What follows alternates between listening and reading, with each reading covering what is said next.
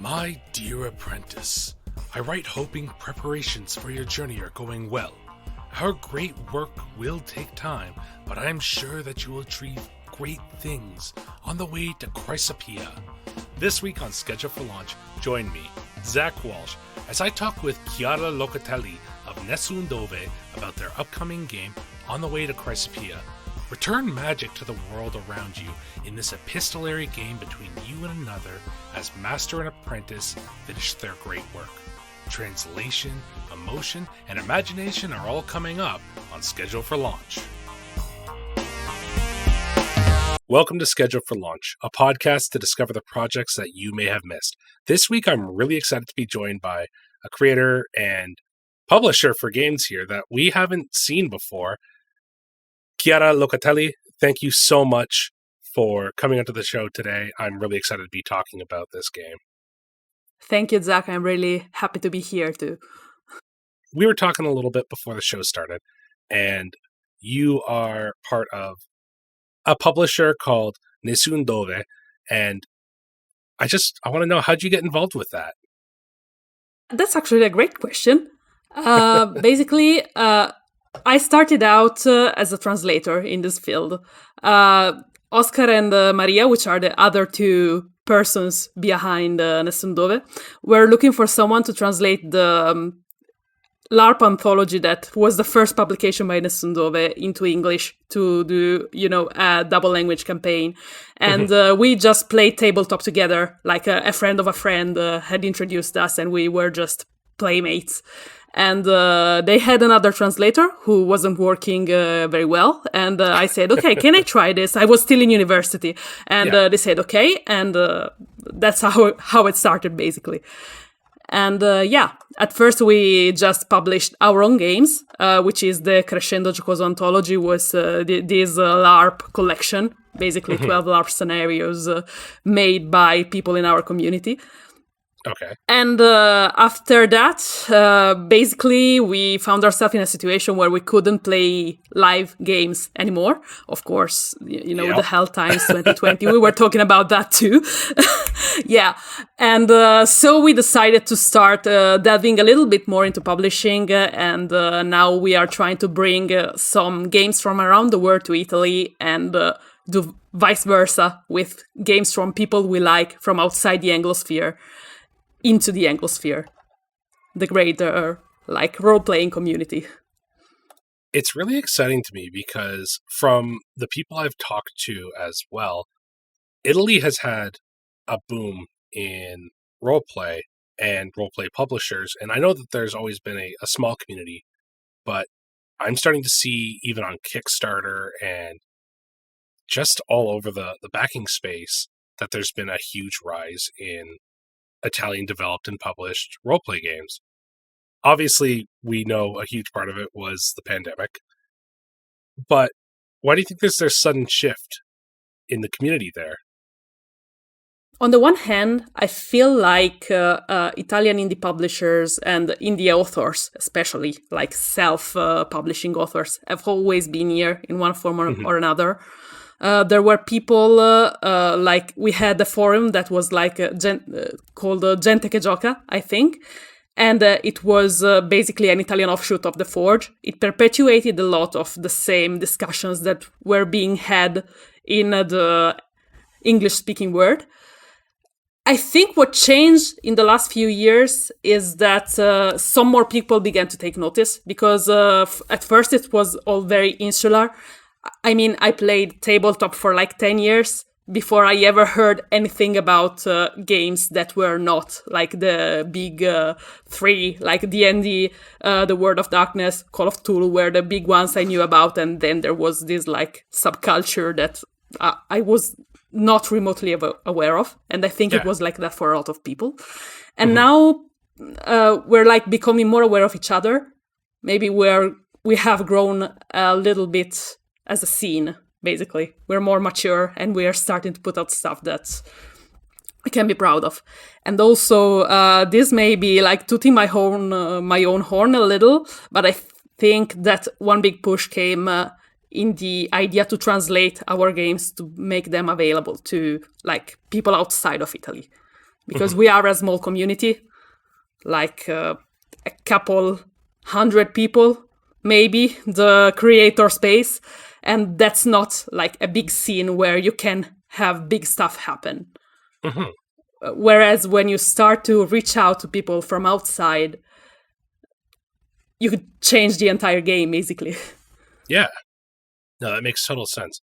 Oh, Chiara, I just realized I flubbed a little bit. We never got you to introduce yourself to the audience. So could you please tell the audience a little bit about who you are and what you do with NessunDove? Okay, that's perfectly fair. So, I am, first of all, a translator and also a designer of games in Italy. Here, NessunDove is a publishing studio that takes care of both our own games and translates the games we like from around the world into Italian and vice versa, basically. We like all kinds of games, but we focus mainly on LARP and on story-heavy games that let us play with feelings, basically. And that's it. You may know us from our LARP anthologies, Crescendo Giocoso and Crescendo Giocoso Ritornello. These are 2 collections of 12 LARP scenarios each. And the latter won an Indie Groundbreaker Award in 2021, I think.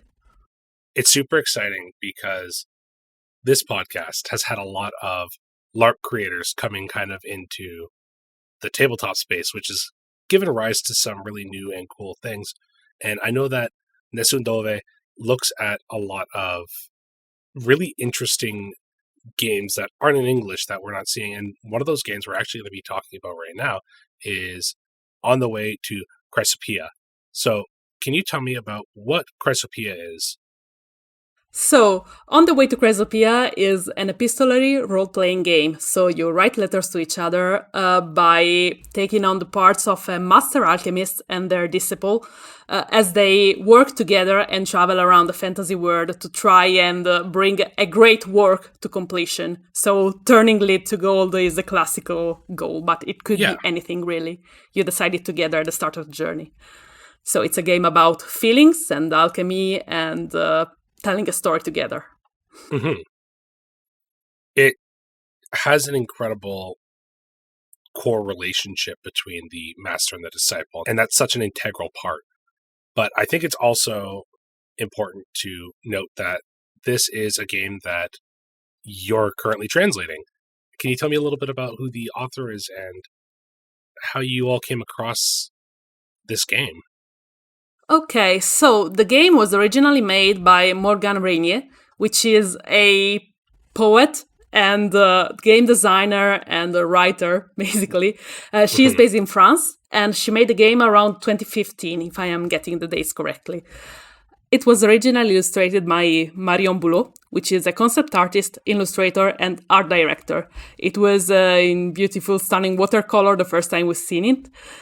And basically, we didn't want to change a single thing about the illustrations, but we did want to give it a little bit more of a precious look on the outside. So we took the original manuscript, reworked it a little bit, of course, with the collaboration of both author and illustrator, and published a new edition in Italy in 2020. It was one of the first projects we took on. And as I mentioned before, it's a Hell Times sort of project. I discovered this, I remember I was in quarantine. I was depressed out of my mind because I live alone and I hadn't seen anyone in like a month.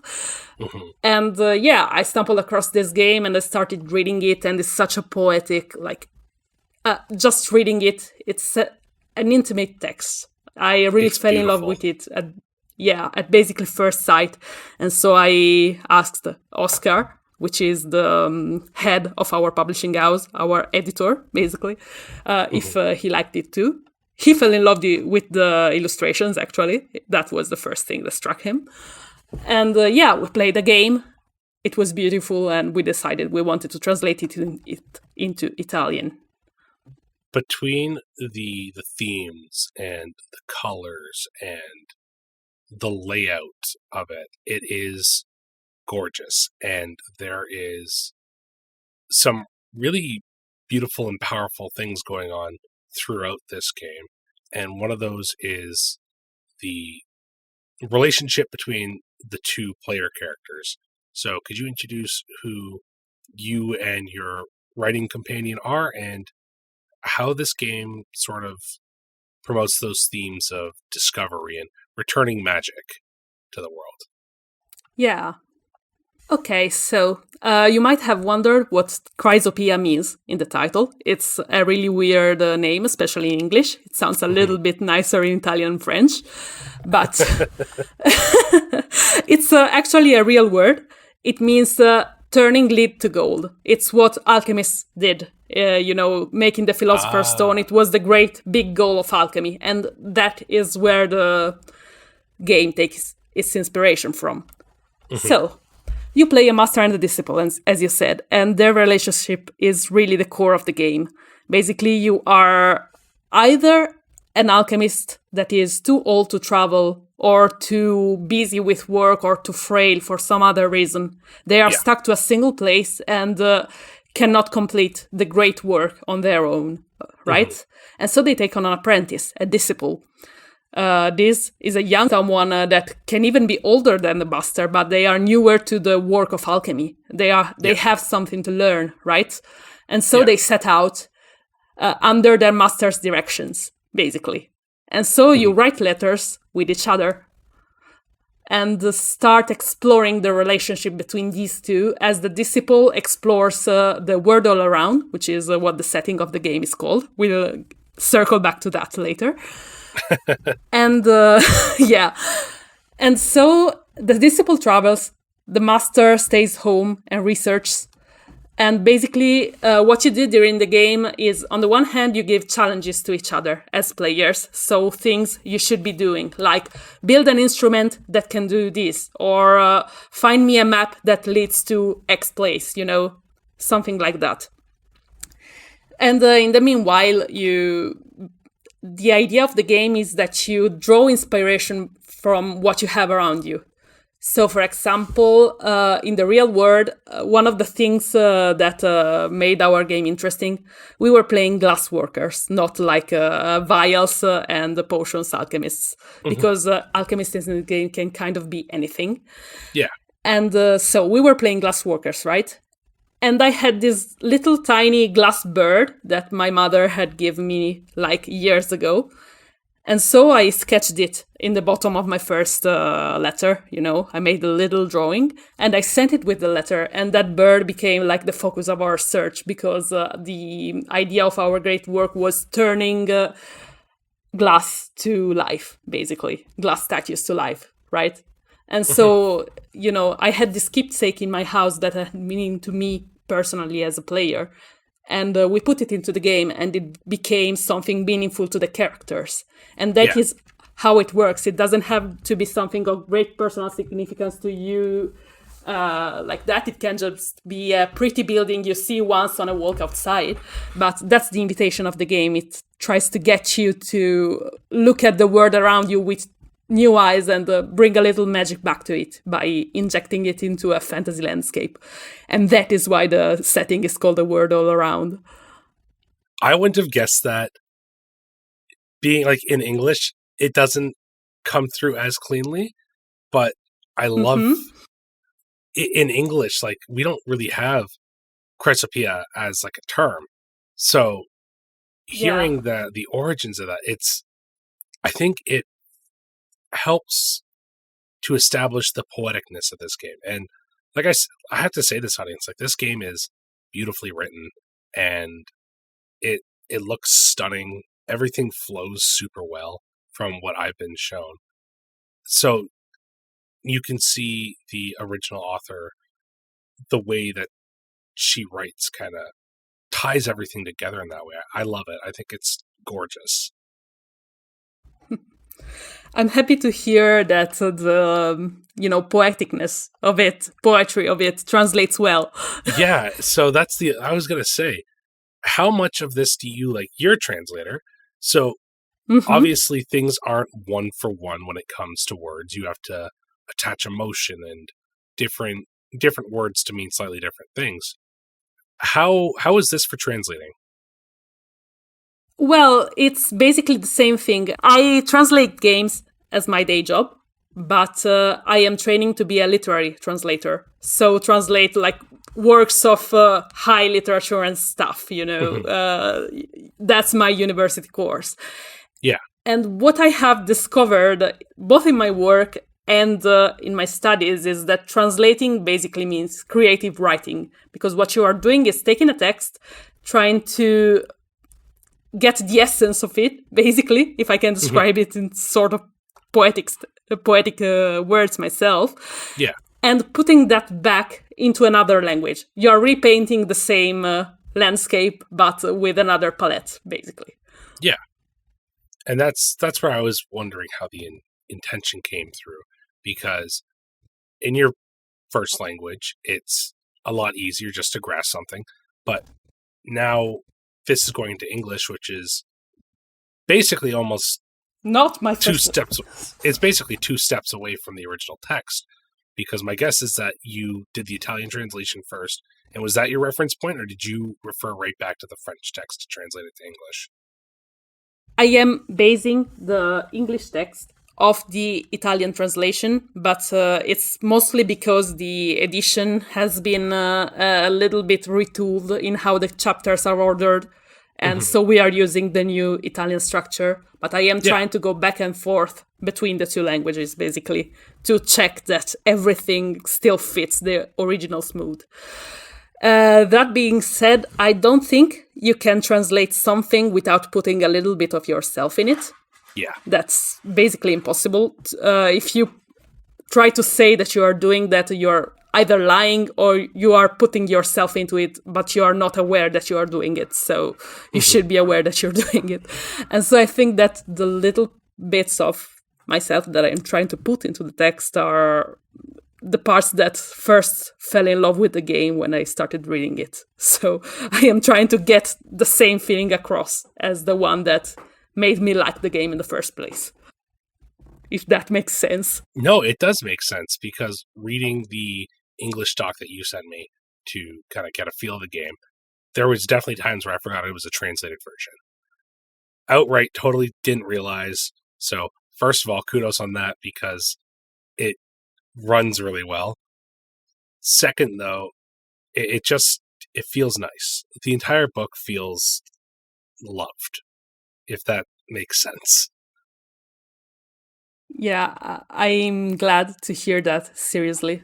Because I think one of the main difficulties in getting a game across when you're not the author, especially in the indie space, is to have people believe that you care about the project.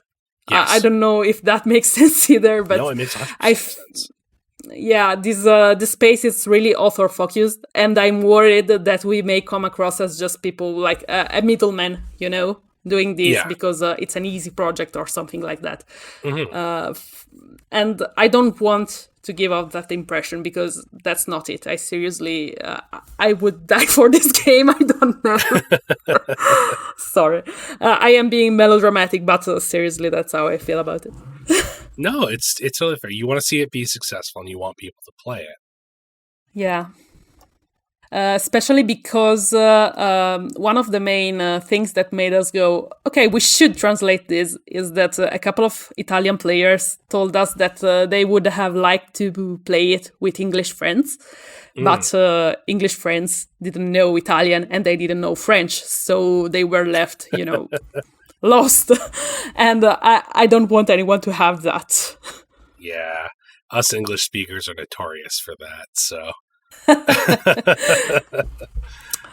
Globalization.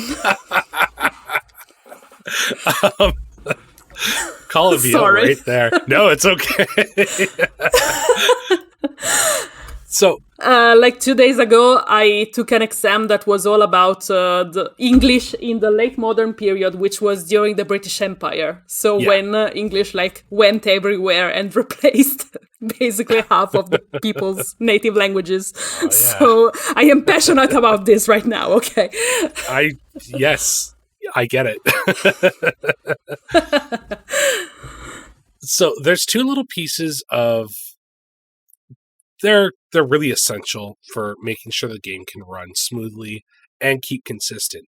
And that's the travel journal and I believe I'm going to try and pronounce this, the Athanor.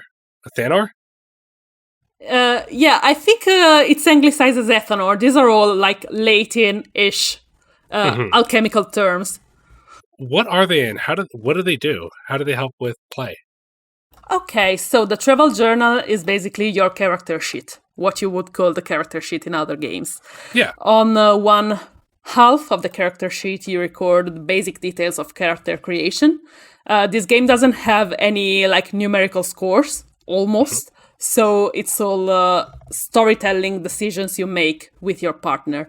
The first session, if we call it, the only session basically, because the rest is done at a distance, not live in real time, is where you create the characters together and start to piece out who they are and what they are trying to do. So you record all of that stuff in the first half of the travel journal. On the other half of the travel journal, you find the ethanol, which is a really weird word, as I said. It's the alchemical term for a crucible, so a pot where you start melting things together to make them into something new, right? And here it's the metaphorical ethanol, where you melt together your experiences, your adventures, to bring you towards Chrysopoeia. One thing I didn't mention before, Chrysopoeia is also a city in the setting, sort of like Atlantis, Shangri-La, the mythic city that no one is sure actually exists. So, the ethanol, we were saying, it's the main mechanic of the game. The only mechanic it has, actually, if we want to look at it that way. So, it's a set progression of stages the characters go through, the milestones of their journey. So you start out with the first matter. It follows the alchemy terms again. The first matter is Earth. So you start out with departing the land you started in. The disciple goes off, the master stays there, they say goodbye. That's the first matter. Yeah. Then you go on to various works of alchemy.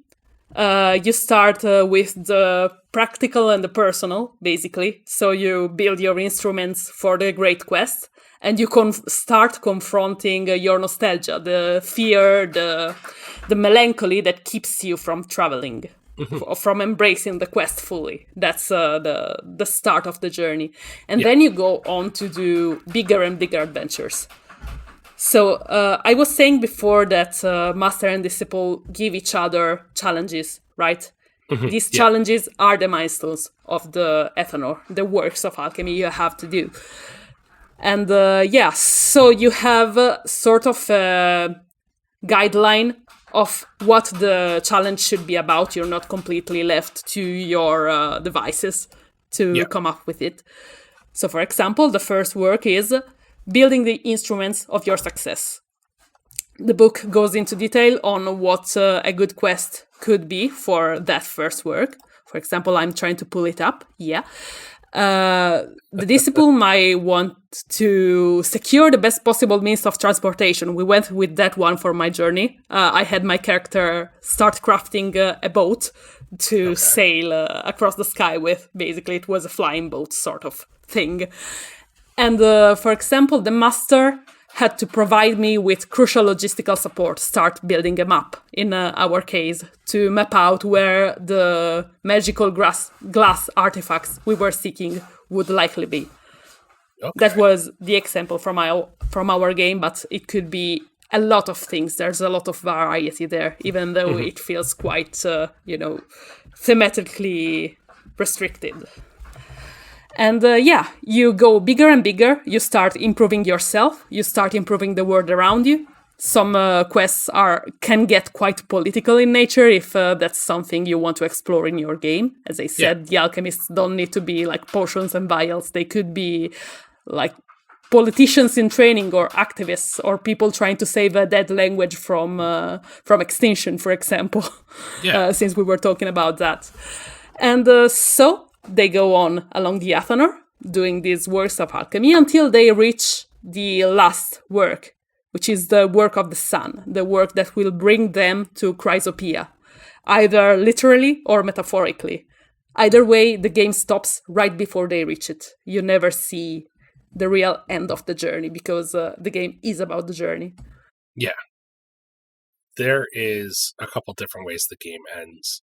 And that really comes down to how you and your partner want it to end.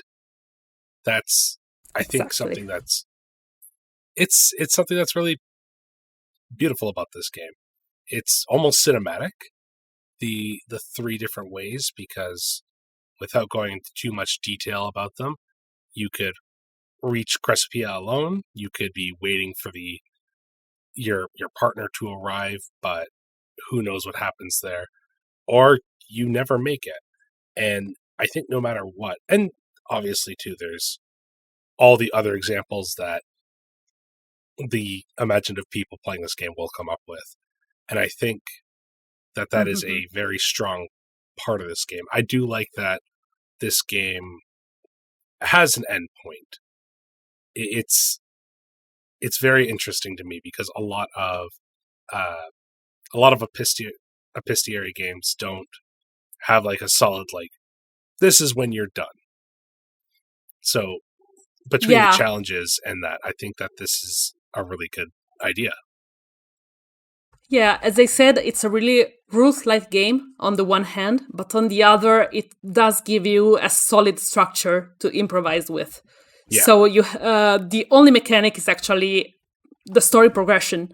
And I think that's really freeing in a way, because you don't have to take care of a lot of fiddly scores, for example, or of the little nitty-gritty of the adventure. You can just focus on, okay, let's tell a story together. Let's start small and go ever bigger until we reach a climactic end. And I think that's something really nice about the game, yeah. Something that also comes up as a theme in it is the viewpoints of the master and the viewpoints of the disciple, because you have this disciple seeing, to them, modern, new sights, and the master who is relying on old information. And just the ideas of nostalgia versus what's currently going on is such an interesting take. Yeah, also because it lets you have two very different experiences in the same game based on what character you're playing. So the master, as you said, is more focused on the old, on past, on nostalgia. They are going through the steps of their old journey again as they watch their disciple go through the same stuff, basically. So you're not going to invent the greatest big adventures, but you are going to have space to reflect. The game allows you to devote entire letters to, talking about feelings, which is not something that you see in a lot of games, especially if they are more adventure-driven, right? Yeah. And on the other hand, you have a disciple who is more free as a player to describe, as you said, big vistas, bustling cities, but also the wilderness and so on. And they are two completely different game experiences. They can be a way to challenge yourself a little bit. For example, I am very much focused on the touchy-feely kind of gameplay, and I struggle a bit when coming up with action and adventure. And so I did have my fun playing Disciple, trying to get out of my comfort zone. I hope you can't hear my cat meowing. Oh, that's okay. We love a good cat or dog on schedule for launch. Yeah. So there has been, like I mentioned, especially with COVID happening, a lot of epistolary games. To you, Chiara, what do you think is the thing that you like about letter writing games? Okay, so one of the first great loves of my RPG journey was not actually tabletop RPGs, but text-based games. So where you set at a computer for like 12 hours and just wrote paragraphs upon paragraphs with each other. That kind of stuff, almost without a rule set. It was wild. I spent so much time on it. And for me, letter writing is a more sane way to bring that back to my ordinary life, basically. Because I don't think it's really healthy to spend 12 hours a day at the computer doing that. I mean, not for me at least, it wasn't. I really got obsessed with it. And with letter writing, instead of like devoting like 3 hours, 4 hours to do a tabletop session, or like an entire day, as I was saying, by playing text-based live, I can just say set aside an evening once a week and get some time to myself to reflect and write and put some depth into the character I'm building.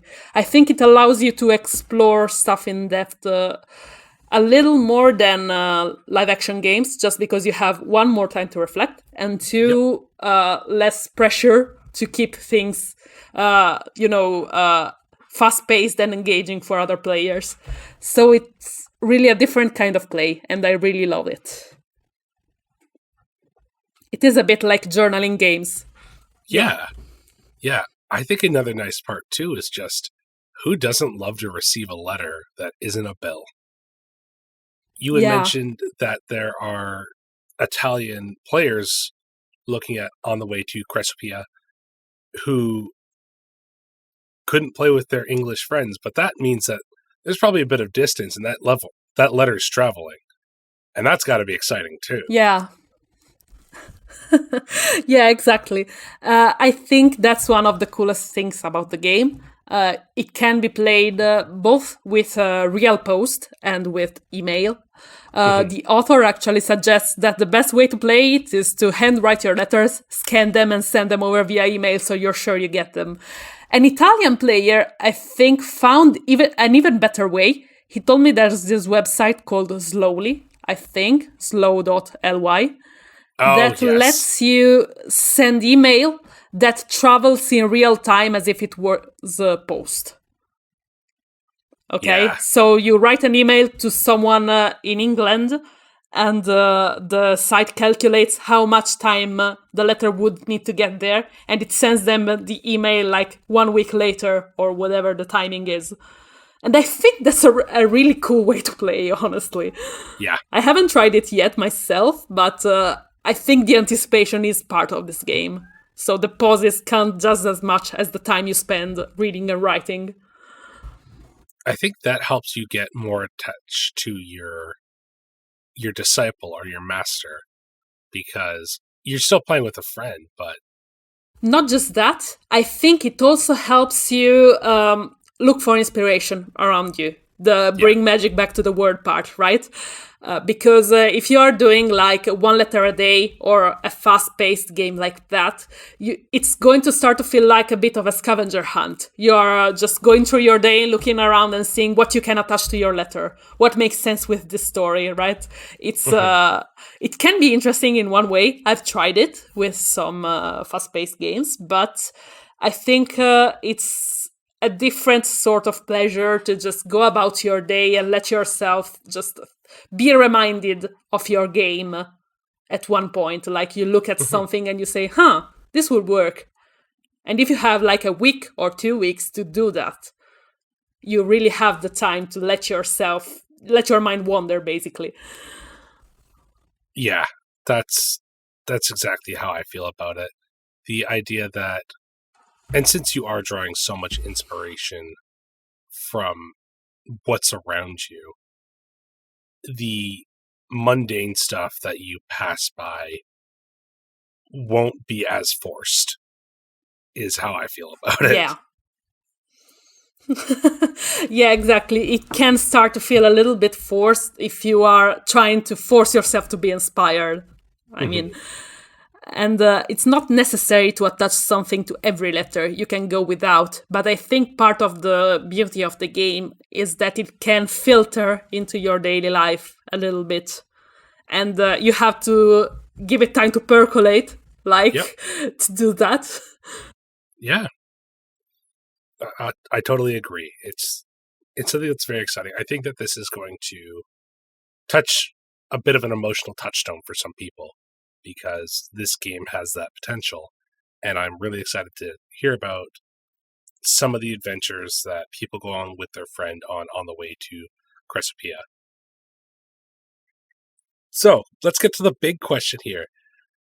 Chiara, On the Way to Chrysopoeia is going to be going live on Kickstarter as of recording this in less than 24 hours. But what has been some of the challenges with Kickstarter, and what are people going to be able to get through backing it? Okay, so the challenges so far have been that we are trying to reach out to basically a completely new audience because, as I said before, we've done international Kickstarters with Crescendo Giocoso and the like, but for those, they were bilingual Kickstarters. So we had our Italian fan base, basically, or fan base is the wrong word, like player community that could chip in, and be excited about a new thing that was coming out. Whereas with Chrysopoeia, it already came out in Italy, and we are not going to produce an entirely new edition of the game for Italian players. So we are just putting it out into the world and hoping that someone new sees it and loves it as much as we did. However, we did include some surprises if someone from Italy wants to, support us. Or if someone is intrigued by the game but doesn't want to go all in yet because they want to see other people play it first, we are actually relying on the idea of getting a letter. It's always exciting. We're including like a small pledge to get an art postcard with one of the big, beautiful illustrations from the game. And we want to handwrite them and sign them and send them off to people through the actual post and see if they get there, basically. That's so exciting. I really like that as a backing level. Yeah, it felt so in tune with the game. It was basically the first thing that came to mind when we started thinking of how to, present the game to other people. It's just a nice little feeling having someone handwrite a message to you and send it off. And but of course the campaign is also to get an actual game. You will be able to get it both on a digital level, just the PDF free of any DRM. We don't believe in that stuff. You just get the game digitally to play. And there is a physical pledge which will be modeled after the Italian edition, which is a little like notebook. You may have seen the pictures yourself. Yes, it's so pretty. It's basically a pocket-sized book with an elastic and a ribbon and everything, just like a travel journal would be.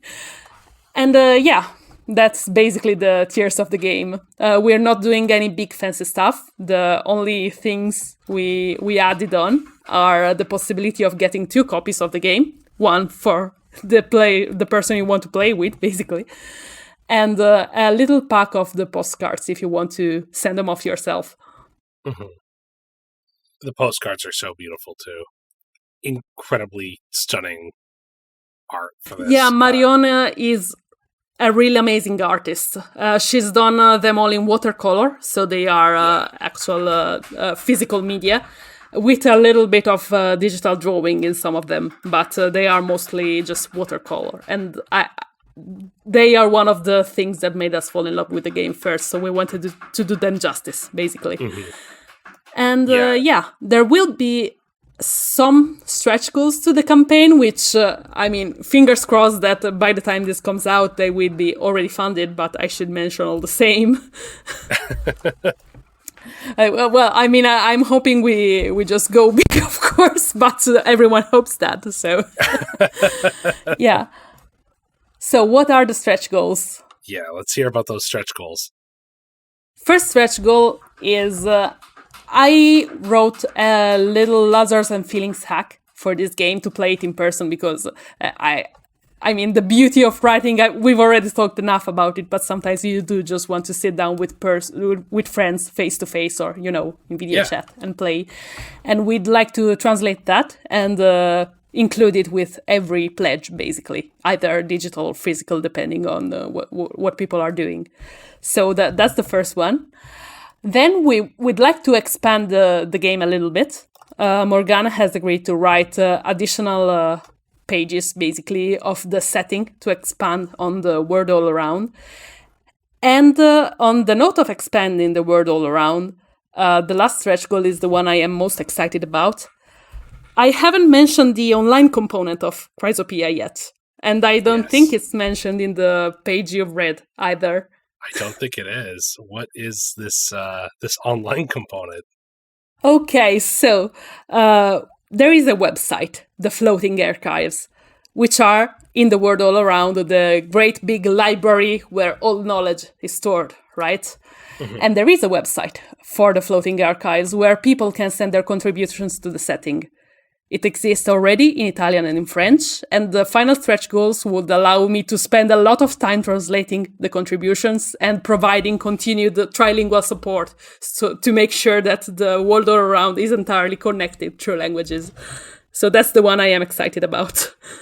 That's super exciting. I love that. Just the idea of like this big, it really does go back to restoring magic to the everyday world. Yeah, it's a world-building collective experiment, basically. Yeah. I really hope the Floating Archives take on with people, because they're full of lovely little insights. We drew on them a lot for our first game, and I'd like for other people to do the same as well. Yeah. Because I think the best thing about Chrysopoeia is actually getting to see what people's creativity can bring them to come up with. Yeah. I love that. That's so cool. And I'm really excited about it. Like, I really like this game. I definitely plan on hoping I have enough to back it. The joys of Zine Month and bills. But yeah. It's really exciting. I really like this game. I'm happy to hear it, and hopefully it won't just be a ZineQuest thing. Of course, we plan to continue giving support to the game in the future. I mean, it is our child now, as well as Morgan's and Marion's, so we'd love to keep making it available for people, even beyond, the rush of the ZineQuest. Yeah, 100%. Chiara, we're coming up to one of my favorite questions on the show. And that is in relationship to creators who listen to this show and would like a little bit of advice on how to make their own games. So what advice would you give to those people wanting to design their own stuff, but they don't know where to start? Okay. I'd say, the thing that has helped me most as a designer is to get out of my own head and start playing the stuff I write or design. So actually playtest a lot. Some playtests may fail badly. I had some games blow up in my face. It was so embarrassing, and I still cringe when I think about it. But it was useful, and it's the only way you are going to get anything, polished in a way that other people can enjoy as well as you. So just I still cringe when I think about it, but we laugh about it with the people who playtested it. It's been a bonding experience, so even the mistakes can help you along the way. So I'd say the advice is to not be afraid of what you make and actually look at it and play. Yeah, incredible advice. Playtesting is always useful, even if it goes terribly wrong, which I have seen a couple times, but you still learn. Like, that's the most important thing. You're learning from that failed attempt. Yeah, I seriously think that's the thing. You can't write a perfect game, but you can write a game, and if you don't start actually doing it, you're never going to get even just a game either. I mean, this doesn't sound as wise as I meant it in my head, but I hope it still came across. No, I agree with you. Sorry. No.